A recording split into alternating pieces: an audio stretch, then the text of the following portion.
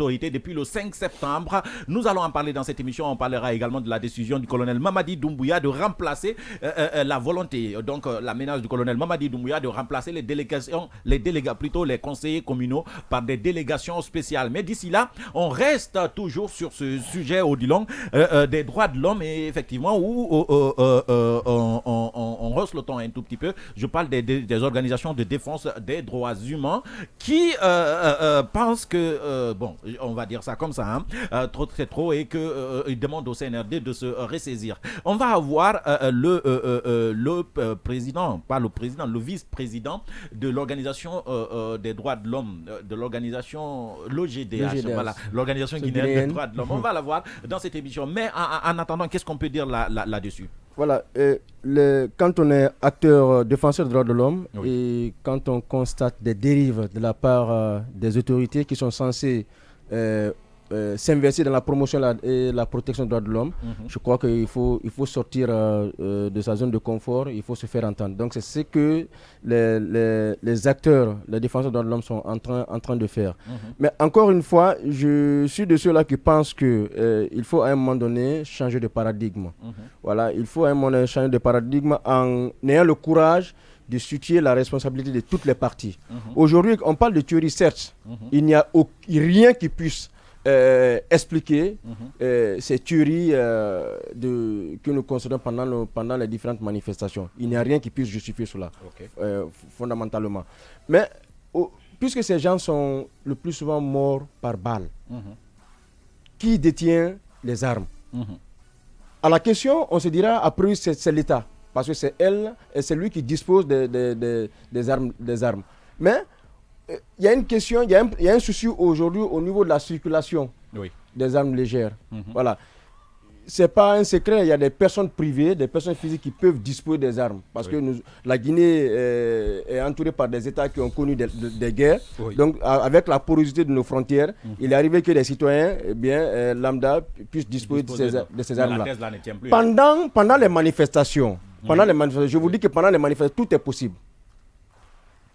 Les dérives peuvent... Non, attention, les dérives peuvent parvenir à la fois des agents publics... Il y a eu personnes qui sont décédées, en fait. Je sais, 8 personnes sont décédées, ça fait mal. Lors des manifestations. Ça fait mal. Le monde devrait s'arrêter, vous savez. Ce que je veux dire, ce qui est important, c'est de pouvoir situer les responsabilités. Ça ne peut pas être fondamentalement les agents... Les gens des forces de sécurité qui puissent être à la manette. Puisse se bouger pour comprendre ce qui se passe. C'est ça notre vœu. Mais justement. Mais au-delà, je parlais de la responsabilité de part et d'autre. Si aussi ces acteurs-là savent que en ne programmant pas, en n'ayant pas pour seule solution, pour seule alternative les manifestations, on peut éviter des morts. Est-ce qu'on ne peut pas faire fuir aux manifestations et trouver d'autres stratégies? C'est la question que je me pose aujourd'hui. Parce qu'on a comme l'impression que tuer en Guinée pendant les manifestations est devenu banal. D'accord. Mais surtout, il faut qu'il y ait de la justice. On essaye de joindre Maître DSBA, mais son numéro ne passe pas. Et pourtant, il avait donné son aval d'intervenir dans cette émission hier. Je ne sais pas ce qui se passe. On ne sait pas trop. La nuit apporte beaucoup de choses. Allez-y. Ce qu'Odilon était en train de dire tout à l'heure, moi je trouve encore que c'est très léger pour penser que dans les manifestations, qu'il y a des gens qui peuvent venir avec des armes pour tirer sur les manifestants. Je dis bien, tout est possible. C'est la possibilité. D'accord, mais moi je pense que c'est très léger. Pour l'instant, on a vu ici la première enquête sous l'ère CNRD, et même la position a été déterminée, même la distance a été déterminée. Donc pour dire combien de fois aussi, quand il y a manifestation, je pense a priori d'abord, les présumés accusés dans ce cas, ce sont ceux qui portent les armes. Et ça, c'est des militaires. Ça, c'est incontestable pour moi. Donc pour l'instant, moi je pense bien, on part sur cette piste-là. Mais dire maintenant qu'il y a des manifestants qui ont des armes ou bien qui n'ont pas d'armes, ça relève aussi de la police et de la sécurité quand même, de chercher à comprendre d'abord, ou bien à mettre main sur certains bandits, ou bien à comprendre, est-ce que exactement, quelle a été la position de l'arme? Parce qu'on a vu ici, dans le régime déchu, la communication du ministre Damantan qui disait, qu'on introduisait même des balles dans le corps des manifestants. C'était tellement drôle qu'on ne pouvait même pas imaginer. Donc ça y va, c'est une bonne guerre. Chacun veut tirer le drap. Mais c'est que, tu as dit, les organisations des droits de l'homme, quand même, doivent interpeller tout le monde. Il faut rappeler quand même que cette situation... Les organisations des droits de l'homme sont dans leur rôle. Oui, mais attention, ils sont dans leur rôle. Vous savez, organisateurs, non, je dis organisateurs, gouvernement. Moi, je pense que ce qu'il faut te rappeler, c'est que d'une manière ou d'une autre, ça ne sert pas l'image de la transition. Ça ne sert pas l'image du CNRD. L'image du CNRD est entachée aujourd'hui. C'est ça une évidence. Je pense que c'est que la façon dont on est en train de gérer les manifestations à ce niveau, ceux qui conseillent à ce qu'on gère de cette manière-là ne donnent pas de très bons conseils. Parce que finalement, il n'y a pas de grande différence entre ce qui se passe maintenant là et ce qui s'est passé avant en fait. Si on est arrivé en 10 ans à plus de 200 morts, c'est parce que ça a commencé par un mort. On ne souhaitait pas compter. Mais là, on est à moins d'une année, ça fait déjà 7 à 8 morts lors des manifestations. Et les contestations ne vont pas faiblir parce qu'au-delà du FNDC, il y a les forces vives qui vont contester. Il y a, vous savez, récemment, les agents communaux qui ont manifesté. À moindre mécontentement, et durant toute la transition, les gens vont être mécontents et il va y avoir des manifestations. Mais si à chaque manifestation, il doit y avoir un tué, je pense que ça ne sert pas la transition et ça ne sert même pas le colonel Mamadi Doumbouya. Il doit revoir le conseil de ses conseillers en réalité. Parce que ceux qui lui ont conseillé surtout de venir du côté de Bambeto ce jour-là, voir ce qui se passe, ne serait-ce que voir ce qui se passe, même s'il est le président de la transition, je pense que ce n'était pas le écoute, moi je ne suis pas du même avis que vous. Oui, vous pouvez ne pas quand vous manifestez, quelle que soit la nature de la manifestation, cela ne doit pas enfreindre au droit d'aller et de venir des autres citoyens qui ne manifestent pas, qui ne sont pas dans votre esprit. Est-ce que vous comprenez? Est-ce que la circulation ce jour était interdite? Non. Donc, dire que, est-ce que le colonel Mamadi Doumbouya, est-ce qu'il était nécessaire? Non, attends, il faut situer les choses dans le contexte. Attendez. Était-il sorti pour se promener? Était-il en promenade? Il venait d'où?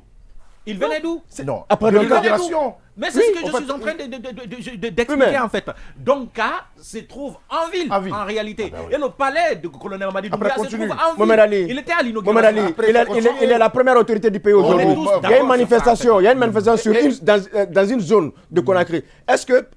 Est-ce que nous connaissons ses motivations? Qu'est-ce qui l'a motivé à venir?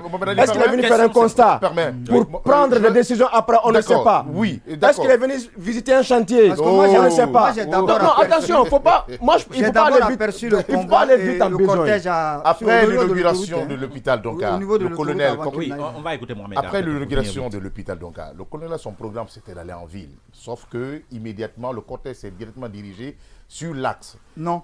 Non. Le cortège est venu sur l'autoroute. Non, parce que moi, j'ai aperçu le cortège venant de vers la ville au moment où je sortais, avant que le pour aboutir à l'axe. Voilà. Oui. Non, je dis sur l'axe. En fait, je ne prends pas de trajet maintenant. En fait. Mais l'idée, c'était de quitter Donka, normalement, entrer au palais. Mais l'idée, c'était de venir d'abord, comme on a conseillé au colonel de venir voir l'état de la ville. L'état de la ville. Oui, mais c'est pas mauvais. Moi, je pense que c'était pas... Non, c'était pas mauvais. C'est ça, c'était pas mauvais. C'est ce qu'on nous informe. Moi, je pense que le conseil qu'on a donné au colonel, moi, je pense que c'est bas. Tu as donné l'instruction, on a instruit aux forces de l'ordre de tuer la manifestation. Tout le monde a vu toute la journée, la manifestation presque était devenue une ville morte. C'était une réussite peut-être pour les forces de l'ordre de calmer ou bien de tuer quand même les regroupements dans l'œuf. Ça, c'était déjà l'ordre donné par le haut lieu. Moi, je pense bien le colonel, tu as donné l'ordre et que ça a été exécuté et que la manif, au lieu que ça soit aujourd'hui un regroupement, une marche, c'est devenu une ville morte. Il fallait trouver d'autres stratégies aujourd'hui pour ne pas quand même permettre, comme Odilon le disait tout à l'heure, il y avait la circulation parce que nous on a quand même traversé Bambeto, c'était quand même fluide, mais il n'y avait pas de regroupement, il n'y avait pas de marche. Moi je pense bien que c'était peut-être une victoire pour les forces de l'ordre. On le disait même ici, si on faisait cette marche.